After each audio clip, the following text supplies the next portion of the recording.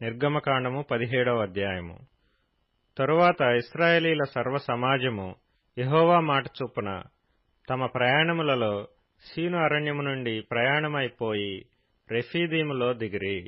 ప్రజలు తమకు త్రాగ నీళ్లు లేనందున మోషేతో వాదించుచు త్రాగుటకు మాకు నీళ్లిమ్మని అడుగగా మోషే, మీరు నాతో వాదింపనేలా, యెహోవాను శోధింపనేలా అని వారితో చెప్పెను.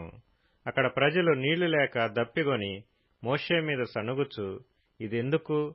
మమ్మును మా పిల్లలను మా పశువులను దప్పిచేత చంపుటకు ఐగుప్తులో నుండి ఇక్కడికి తీసుకొని వచ్చితిరనిరి. అప్పుడు మోషే యెహోవాకు మొరపెట్టుచు, ఈ ప్రజలను నేనేమి చేయుదును?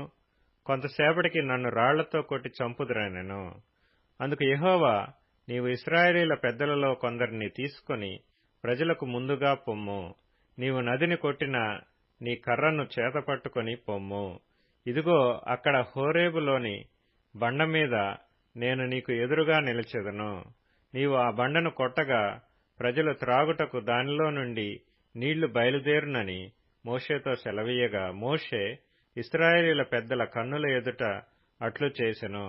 అప్పుడు ఇశ్రాయేలీలు చేసిన వాదమును బట్టియు యెహోవా మన మధ్య ఉన్నాడో లేడో అని వారు యెహోవాను శోధించుటను బట్టియు అతడు ఆ చోటికి మస్సా అనియు మెరీబా అనియు పేర్లు పెట్టెను. తరువాత అమాలేకీయులు వచ్చి రెఫీదీములో ఇశ్రాయేలీలతో యుద్ధము చేయగా మోషే యెహోషువతో, మన కొరకు మనుషులను ఏర్పరచి వారిని తీసుకొని బయలువెళ్లి అమాలేకీయులతో యుద్ధము చేయుము. రేపు నేను దేవుని కర్రను చేతపట్టుకొని ఆ కొండ శిఖరము మీద నిలిచెదనెను. యెహోషువ మోషే తనతో చెప్పినట్లు చేసి అమాలేకీయులతో యుద్ధమాడెను. మోషే, అహరోను, హూరు అనువారు ఆ కొండ శిఖరం ఎక్కిరి. మోషే తన చెయ్యి పైకెత్తినప్పుడు ఇశ్రాయేలీయులు గెలిచిరి. మోషే తన చెయ్యి దింపినప్పుడు అమాలేకీయులు గెలిచిరి. మోషే చేతులు బరువెక్కగా వారు ఒక రాయి తీసుకొని వచ్చి అతడు దానిమీద కూర్చుండుటకై దానిమీద వేసిరి.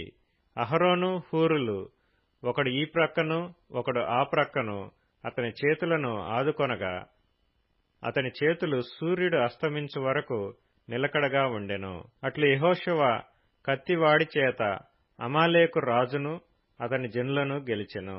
అప్పుడు యెహోవా మోషేతో నిట్లనెను, నేను అమాలేకీయుల పేరు ఆకాశం క్రింద నుండకుండా బొత్తిగా తుడిచివేయుదును గనుక జ్ఞాపకార్థముగా గ్రంథములో దీని వ్రాసి యెహోషువకు వినిపించుము. తరువాత మోషే ఒక బలిపీఠమును కట్టి దానికి యెహోవా నిస్సి అని పేరు పెట్టి, అమాలేకీయులు తమ చేతిని యెహోవా సింహాసనమునకు విరోధముగా ఎత్తిరి గనుక యెహోవాకు అమాలేకీయులతో తరతరముల వరకు యుద్ధమనెను.